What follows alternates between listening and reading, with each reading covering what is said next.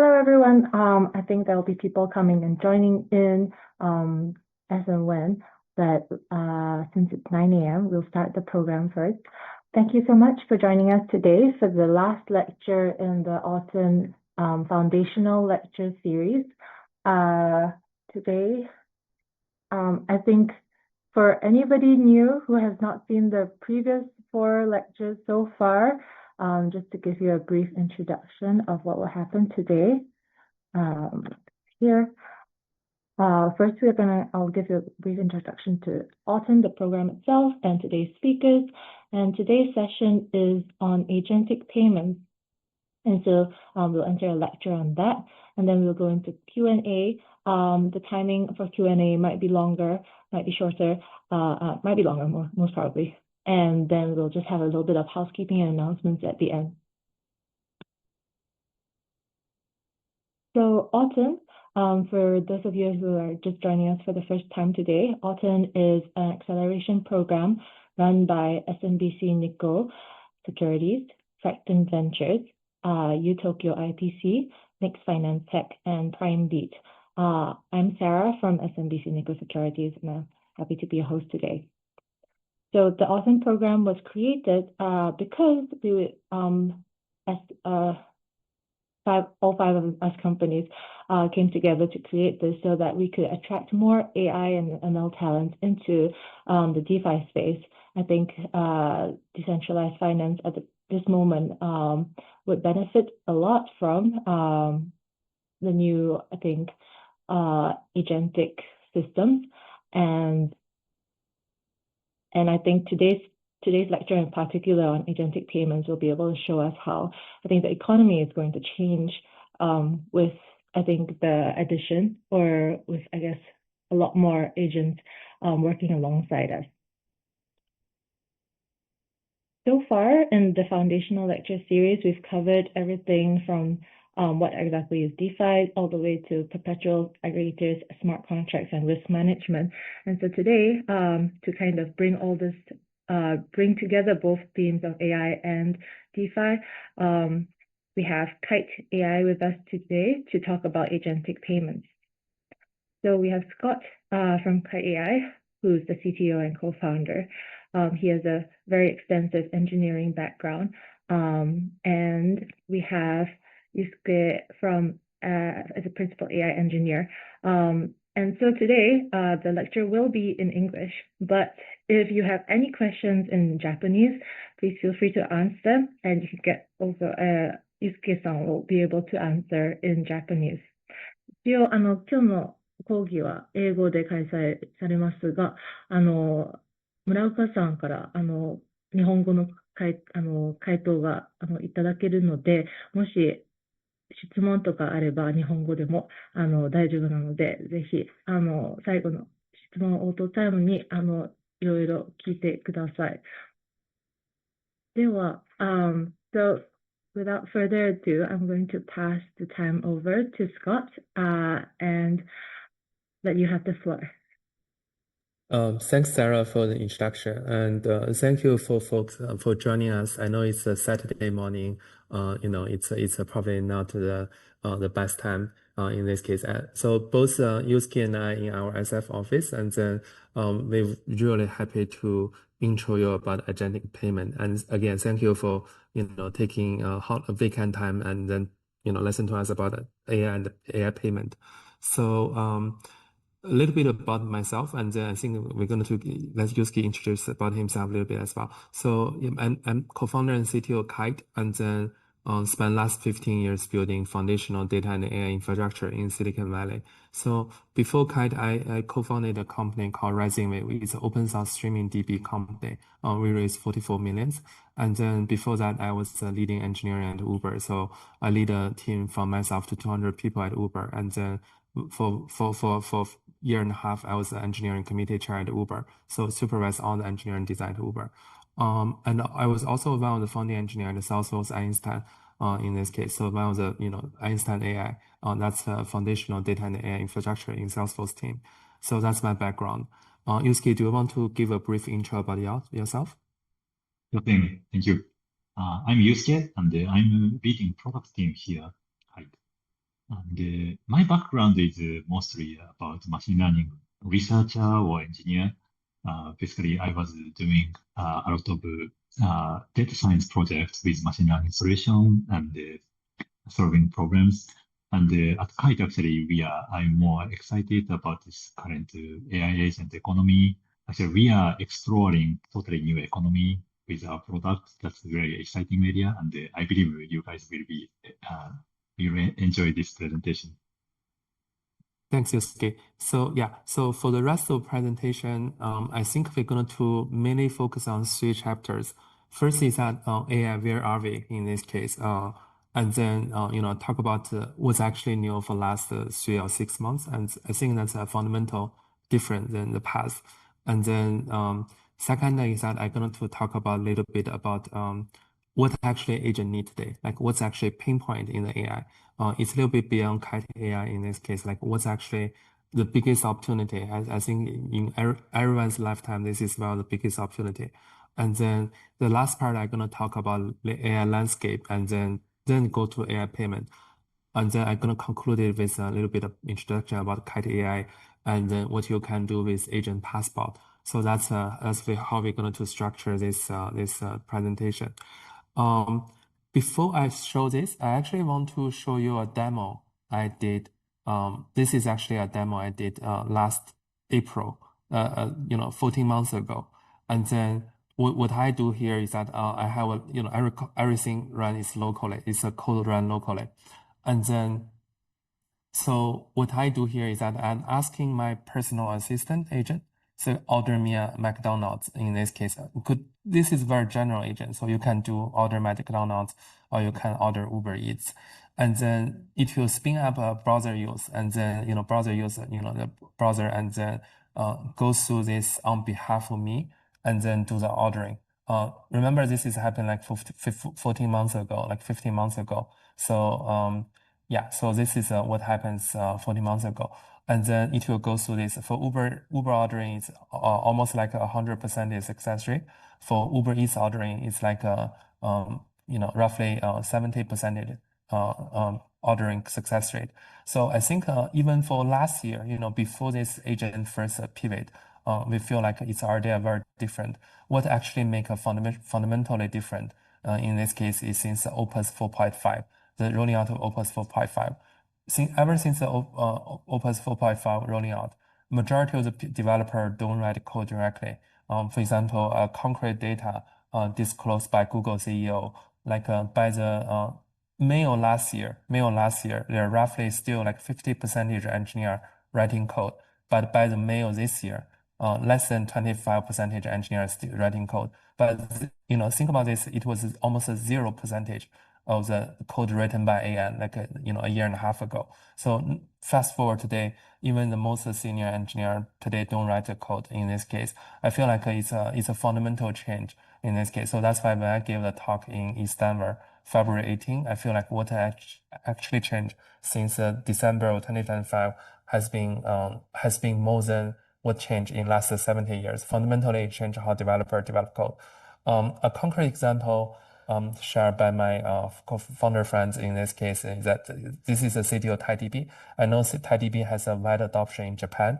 Tons of the bank actually, and a lot of financial company use it. So TiDB internally did the experiment. Like August of 2025, the AI agent can only write like a few lines of code, less than 1,000 lines of code. It can only do simple tasks.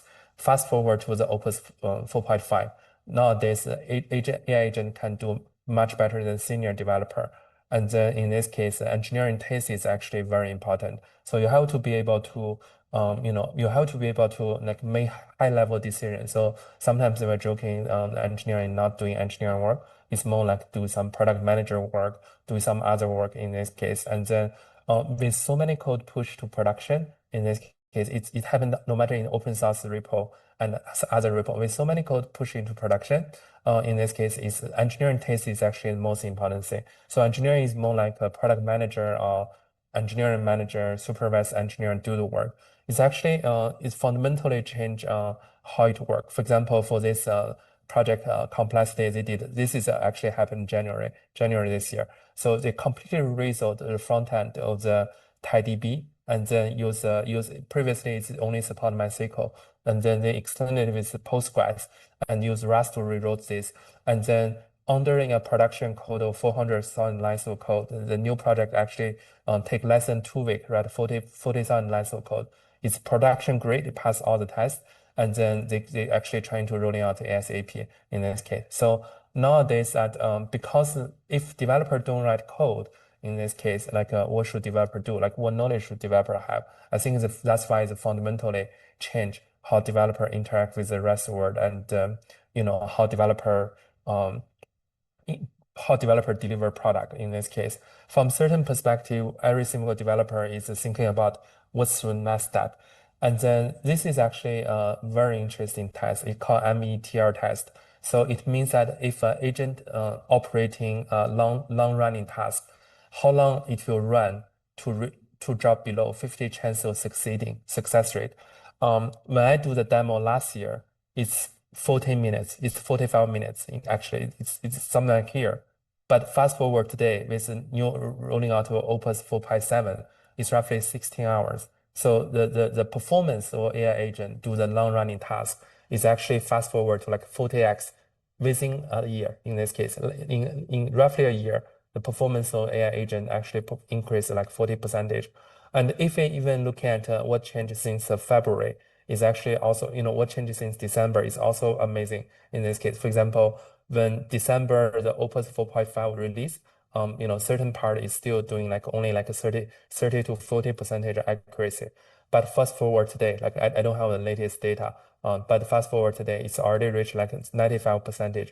From 40% to 95% is almost like 3x the agent performance and success rate. So that's actually in this case is very fundamental thing default.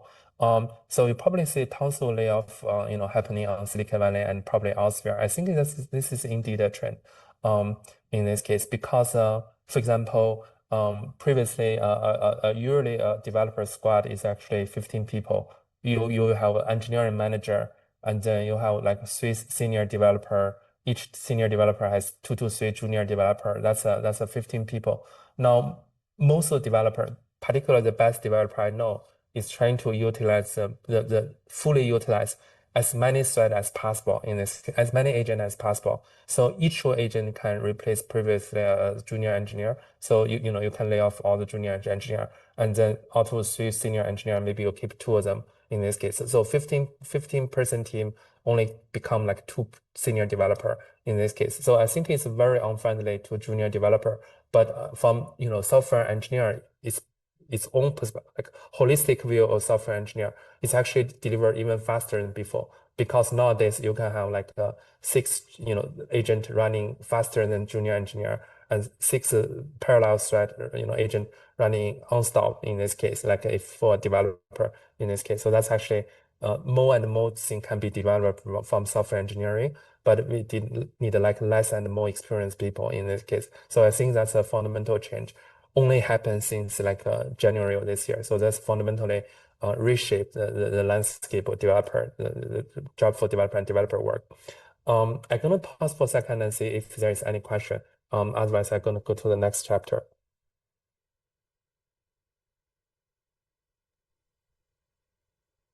Okay, it seems there's no question. So I think more and more people realize that this time is different. What fundamentally changed is that AI is a new UI in this case. Like if you think about traditional, I work at Salesforce for 4 years, and previously I worked at other field like other SaaS companies, internet is the few other SaaS companies, for example, previously I'll take Salesforce and Informatica as 2 concrete examples. Salesforce has a very complex UI. And then for every single customer, majority of customer probably won't be able to use 100 feature provided by Salesforce. And then instead, they probably just use 10 to 15 features. But every company has different preference. So my company use 15 feature, maybe different than your company use 15 features. But again, they pay like millions of dollars, tens of millions of dollars to Salesforce in this case to host this SaaS. But nowadays with AI in this case, for those 15 features you use in your organization, instead of paying like Salesforce 20 millions, I can have just one senior engineer web coded this 15 features and make it much cleaner and custom tailored to my usage in my organization. And then I can use it directly for my organization. I can modify it as well in this case because instead of like 15 features and 100 features I don't use, I can just sell this 15 feature tailored to my use case.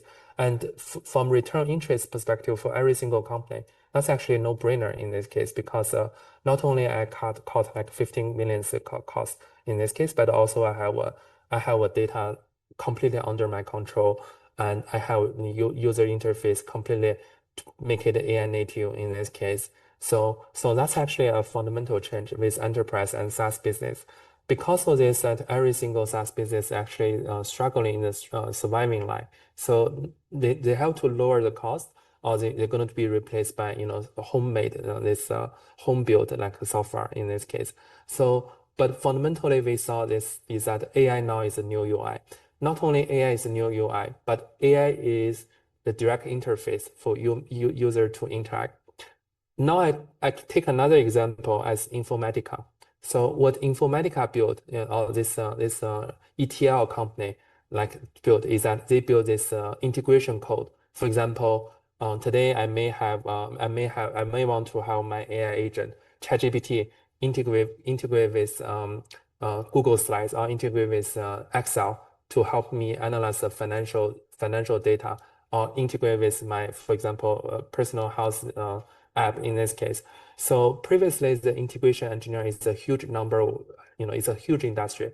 You have several startups doing this. Informatica is a $2 billion company before it got acquired. And then you have like a Salesforce internally has several integration engineers doing this. But nowadays, you don't really need integration engineer. What AI did best is at integration. So instead of you have hundreds of integration engineer built for integration use case, you can have AI generate this integration code and run it. Sometimes the integration code is even like a one-time integration code. You have for example, you have Excel. In this case, I can use AI to write like a one-time integration code to import data from Excel and throw it away. I don't really need to reuse it. Each time there is a new Excel, I can just customize this integration code. So nowadays, I feel like a developer is actually not directly develop product, like not directly develop code. It's like AI is writing this intermediate code is like intermediate now. It's like directly user facing. Like AI is directly user facing, and AI generate code for you to user to interact with the rest of the services here. I feel like that's one of the fundamental change. And then from this perspective, I feel like another fundamental change is now AI is a first-class citizen in this case. And then if we think about AI perspective, it's actually in a horrible state. For example, if I'm AI, I want to integrate with my OOP, like in this case, this is actually a personal story. When I actually install my OpenClaw, my OpenClaw is not supported with image to video generation or with OOP generation. When I ask it, look up OOP API developer.com online, ask me for API key, and web coded the whole OOP dashboard in less than a minute in this case. And then it means that nowadays, majority of the activity will come from AI. It will be actually not from user. For example, another concrete use case, the developer doc for Stripe, in this case, they monitor the percentage of visiting between human and agent. Last year is actually, the beginning of last year is actually 0%, is almost like 0% is like a agent visiting. But fast forward today, roughly 45% of the visiting for developer doc is not AI agent, not human in this case. So basically, you have to have the API available for the agent, otherwise you don't exist for the agent. So that's why I'm saying agent as a first-class citizen, you have to build something agent mount in this case. Agent has to be able to access this, and otherwise you don't exist for agent. And fundamentally, it's also fundamentally from certain perspective, I think AI is actually one of the biggest wave in human history. Actually, this is not the first wave of AI. This is actually sixth or seventh wave of AI. The first wave of AI is happened like 1960s. I think the fourth wave or third wave of AI happened in 1990s. Is actually pretty big. And Japan actually as a nation invested tons of money into that part. That's before anything before this. Even I think it's even before decision tree or support vector machine. This is more like a classification type of AI area. But that time, 1990s, Japan invested tons of money in AI in this case. But if we think about this wave is actually very different than before. Every single technical innovation in the past, no matter it's from the industrialization or it's from this internet days, it's basically a small tool. In this case, it has no intelligence. In this case, it's a small tool to help. For example, industrialization is about automation. It help you, just automate and use industrial line to speed up the production, no matter it's for car or for steam trains in this case. If you think about internet, it's just bring the data on internet. For example, you may have like a mom and pop store, and then you just bring the information online, and you bring the message online as a digital message. You bring the money online as digital money. You have bring this marketplace online as digital marketplace. But fundamentally, it's improve the communication. Fundamentally, there is no intelligence in it. You just provide a utility or tool for basically is all the decision making behind this is still humans in this case. It's designed for humans. It's made by humans, and it's for humans in this case. But foundationally, AI is a different way. For the first time in this, for the first time in the future, in history, like the entire human history, the AI is actually finally has its independent wisdom and intelligence. So nowadays, for example, when I do research, I prefer to like AI do research first, and then do coding and research first. And I'm going to give some additional context to the AI.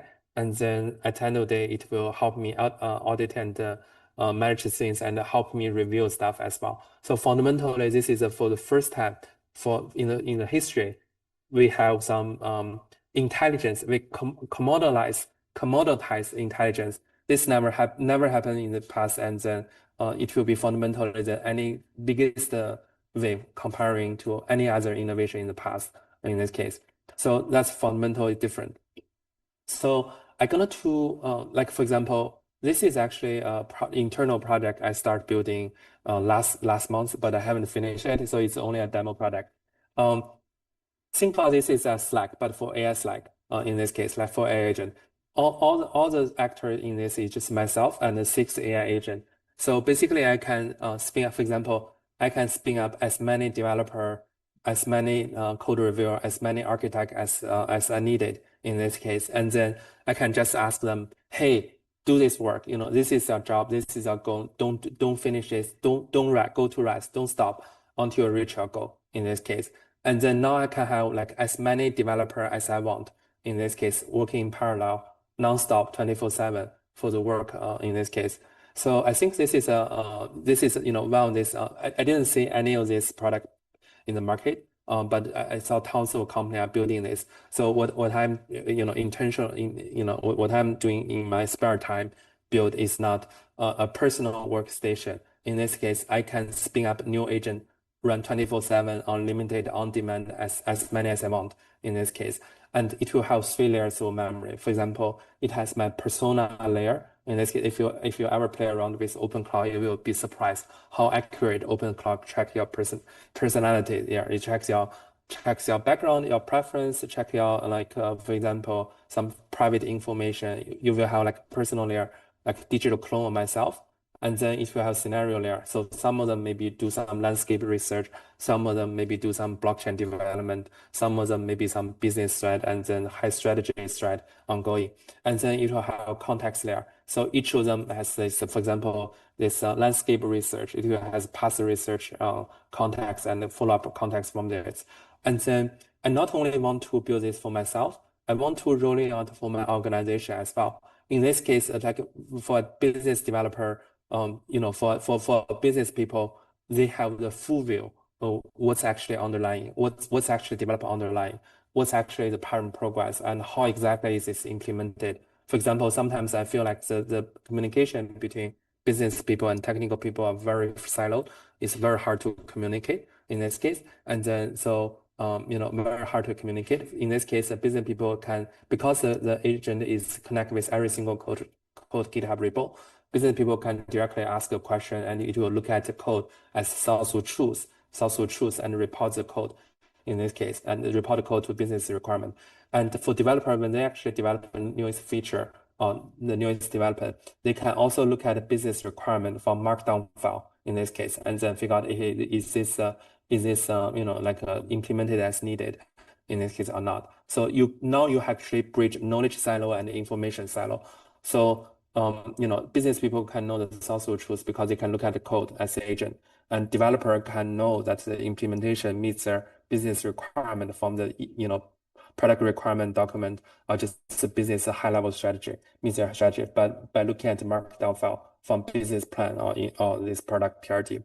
And one of the most important things is that it should be reactive to proactive. So you shouldn't just wait. For example, the reason I'm building this as a side project, I don't know how long it will take, probably take another month to be available. But the reason is that I feel like I'm the bottleneck for the AI agent. I'm the bottleneck for the work, because the AI agent can summarize almost like everything, anywhere between 1 minute to 10 minutes. But the bottleneck is actually my understanding and my directional in this case, like my understanding. So my understanding now is a bottleneck for the AI agent. My understanding, AI agent can be, do all the research, public information, company information, private information, do all the work. But now it's actually bottleneck by my understanding. I still need to get 8 hours sleep. AI agent don't need to sleep. So I think my goal is that within 1 to 2 months, I have like AI agent, I can have as many AI agent as on demand. I can have AI agent for different scenario. I can have an agent, proactively do the work and just need me to make decisions. And then as many AI agent I have from focus on different tasks, the more productive they are. And then they just need me as a developer. If I'm rolling my developer, I have wearing my developer role, just made me to do like high-level architecture decision in this case, and then it can proceed without me. Because I feel like the human is a weak spot for my work now. Like my attention span is actually my understanding span is actually the weak spot to move this forward. So that's why this is actually a project I'm building. Okay, I want to pause a little bit and see if there is any questions from the audience. 今の時点でご質問ございますでしょうか。もしチャットでもマイクオフで直接聞いても大丈夫なので、もし質問ございましたらぜひ。I just asked if there was any questions, and if they want, they can put it in the chat as well. Oh, sure. And sure. Would it be okay if like people just throw questions into the chat as you speak as well? Yeah, for sure. Take it. Yeah. For sure. Yeah. If anyone has any questions, feel free to put it into the chat, and then we can also come to it during the Q&A if it's during the lecture. I think right now doesn't seem to be any questions. So yeah. So I can summarize, the core idea. I think let me summarize the core idea. So, I want to express. So AI should be the first-class citizen in the future. Currently, in order to, I feel like for every single company or every single personal, in this case, no matter it's for a personal or from a company perspective, the current limitation is on the human's understanding. So align human understanding is actually one of the most difficult thing in this case. And then, so I think this time is very different. In this case, it will completely revamp how user interact with the rest of the world, how user work in the organization in this case. And then, but what I see is there's a huge demand like for the AI as a first-class citizen in this case. Like so that's why I think there will be first is that I don't want to wait. I want to build this internally myself. Is that I want to make sure I have a digital clone of myself running 24/7 every single thread. In this case, it's React, proactively solve the problem I'm facing. And then the bottleneck will always be my understanding in this case and my reaction and my understanding. But I want to make sure automate everything in this case, like let my digital clone to run the business on behalf of me, and I just need to make approval in this case. So because there are so many things ongoing in this case, for example, this is actually the AI landscape is a tons of time I spent sometimes on. So for the next chapter, I'm going to talk about the AI landscape and then build something AI want and then AI payment. So this is actually from the Secure AI Ascending conference happened like 2 weeks ago, 1 to 2 weeks ago in SF, San Francisco. It's, by the way, one of the biggest, one of the most, one of my favorite, like AI conference, like between founders, a very small group of founders in SF. So it's available in YouTube. So if you're interested, just search for Secure AI Ascending. And then, so basically, it's expressed the same opinion here is that, from early 2010, you have cloud. In 2010 and 2015 is cloud and mobile. So you have this, different apps layer, developer layer, data layer, and security layer, and you have different things from infra layer. So nowadays, the biggest opportunity is actually in app layer. So you have tons of things already happening in infra layer. The infra is solid. You have some new things that happen in developer, data, and security. But the biggest opportunity, if you look at this, is definitely absolutely in the app layer. The app could be like a business app or consumer app. So this is one of the biggest wave in human history. It's bigger than SaaS because of, for example, SaaS TAM is like $600 billion. And then for 15 years, Salesforce was able to grab this 600 billion to like 400 billion in this case. But if you look at the TAM available for AI, it's $10 trillion. So in this case, so that's how it's a much bigger TAM than SaaS. Then I want to, so that's why if you want to start a company, just build something AI agent on. If we fast forward today, like what's AI payment landscape? You probably found tons of this online, different landscape, but none of them is actually cracked in this case. I feel like all of them is wrong in this case. It's wrong because it's overloaded. It's not. First is that it's wrongly classified. You don't have so many layers. Second is that it's overloaded. It's like they're trying to squeeze every single product into the layer. It's overloaded. It's definitely not true. And third is that it's also very distracting. So if you're looking for like a landscape for AI payment, this is a agentic e-commerce AI payment. It's probably more distracting than helpful. I summarize, I think there'll be probably more professional summarization here. But if I summarize it, I'm going to summarize that it's only 3 layers. And you only have like 5 to 6 players in this current landscape. The first layer is that you need, for example, command line, MCP, SDK, agent interface layer to let AI agent operate in this case. So it could be like command line, MCP, etc. So no one dominant this layer is basically just an interface layer for AI agent to operate. Then you need an AI agent passport layer, or in this case, a similar AI agent wallet layer. So what they do is that it gives the agent identity, it gives the policy and authorization for the agent. So agent can operate on behalf of you. The delegation part matters. So that's the AI passport layer. This layer actually has the most players. I think just the notable one, there are 6 or 7. Most of them actually just come out last 2 months. For example, the Solana Pay come out like 2 weeks ago. Arc Agent Pay wallet come out this month. Coinbase Agentic Wallet come out a month ago. We released it like 2 weeks ago as well, 3 weeks ago as well. So every single one here released like within last month in this case. And then once the agent has a wallet, in this case a passport, you want to discover what you can buy through the network. In this case, like you need a protocol, network service protocol to decide between buyer and service. You need like a common protocol to settlement money. So firstly, you need a service discovery. In this case, using service directory, catalog, service discovery, etc. Update like different SKU price, and you need to be able to from buyer pay to the merchant. So in this case, from network layer, you have, x402, MPP, a few players here in this case. And from settlement layer, do the tradition, you have the Visa as traditional settlement layer, but you have the newer blockchain, for example, Temple, Arc, Kite and Base as a new agent blockchain-based settlement layer. So if you ask me, like, what's the AI payment landscape? This is actually the whole AI payment landscape. In this case, nothing actually, almost everything else is like a distraction from certain perspective. What actually very interesting, like now they want to sell, now they want to broadcast or sell is that if you think about service discovery, this is actually one of the major layer.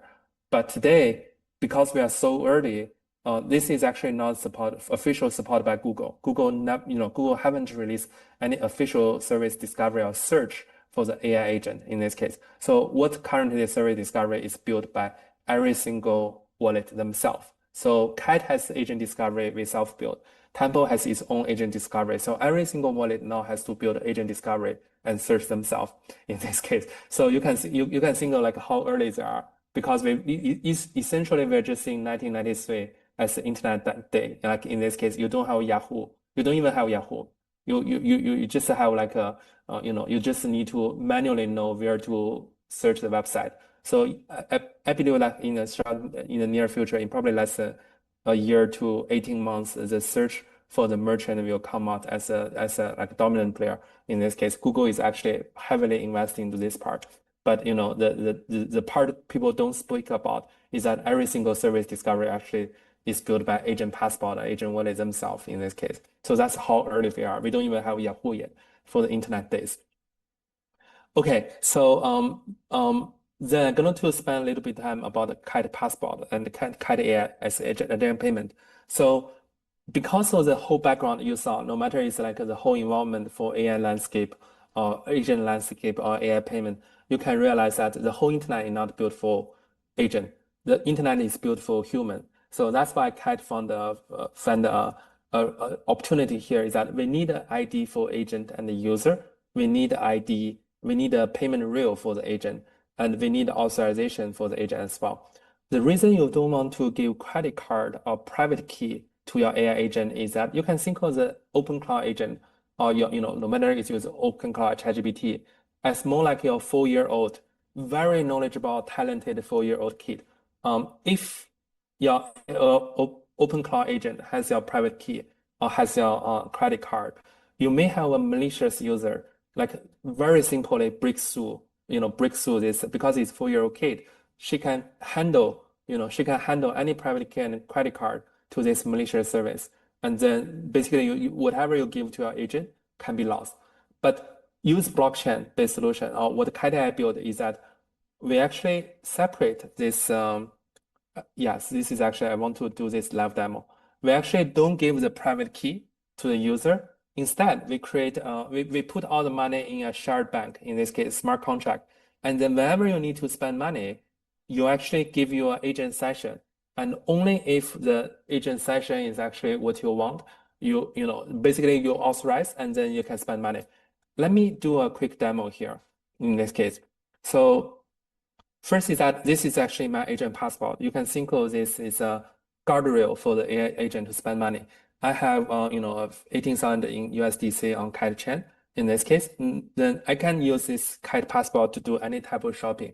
I actually, for last week, I actually handle 100 things. My wife is furious about the things I order because I always do demo something she don't want. So that's why she give me concrete thing to buy. So could you please buy me this brand?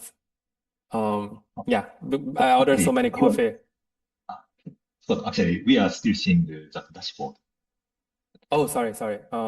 Let me share my full screen as an example.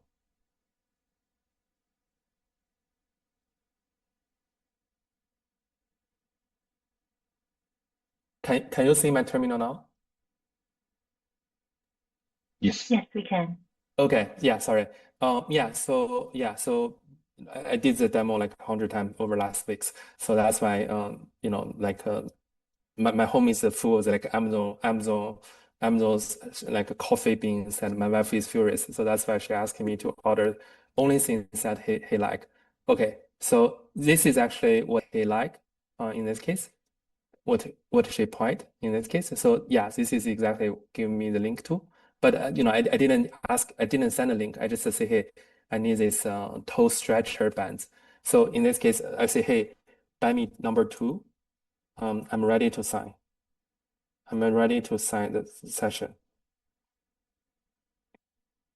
So in this case, because I tell my agent, hey, this is something I want to buy, and then agent will give me agent session, specify what goal it is, and then what you're looking for, and then so yeah. So let's wait for a bit. Oh, by the way, if you're wondering, this is a cloud code. This is cloud code on my local desktop.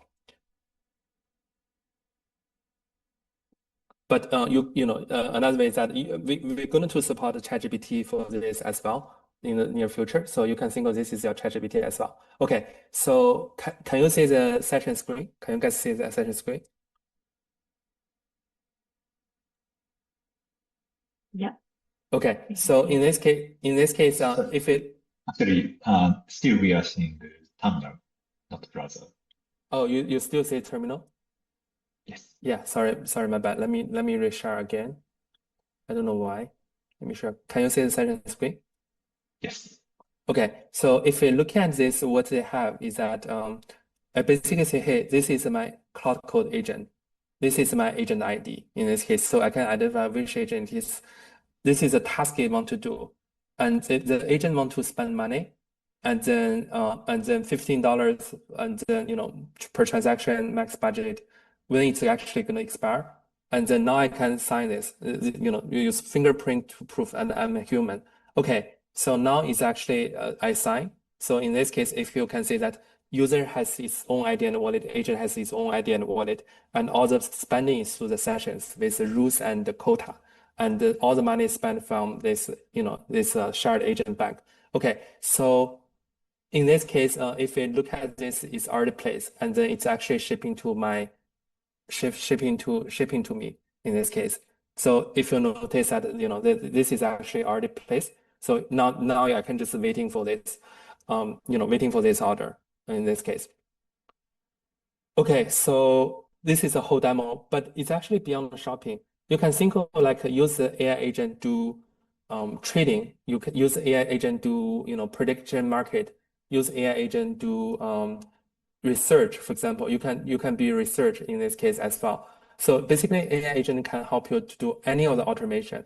So that's why, for example, we work with a distribution channel, not only Amazon, but also Shopify, API services, and we also going to be compatible. Currently, all this is USDC, but we are compatible with major stable coin. And then basically anything you can do, you can, as a developer, build an application, and you can use Passport to charge your user.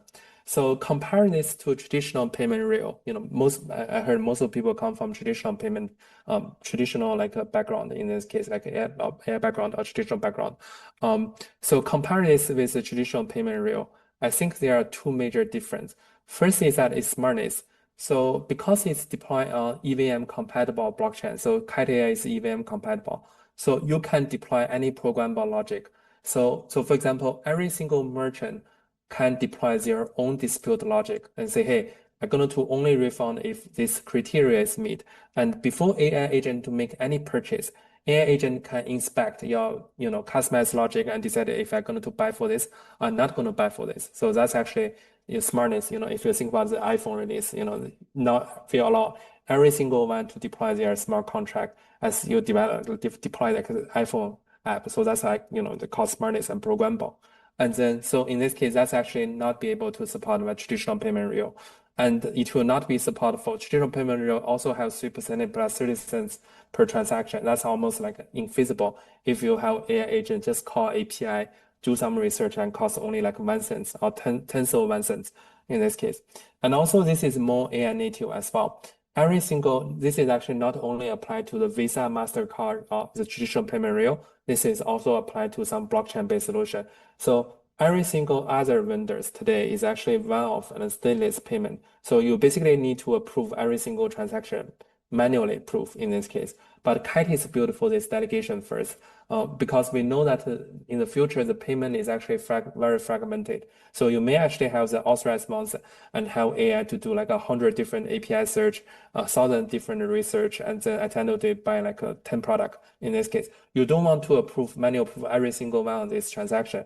So that's why Kite AI is built for AI native first. So you just need to approve it once, like this is good for 2 days, $100. The agent can run nonstop to do the research and the payment for you. Yeah, so just make a quick conclusion for this, and we are actually backed by the best of the best. In this case, for example, we are backed by the 20+ investors, including PayPal Venture, General Catalyst, 8VC, Samsung X, SoftBank, in this case, Hash and HashKey.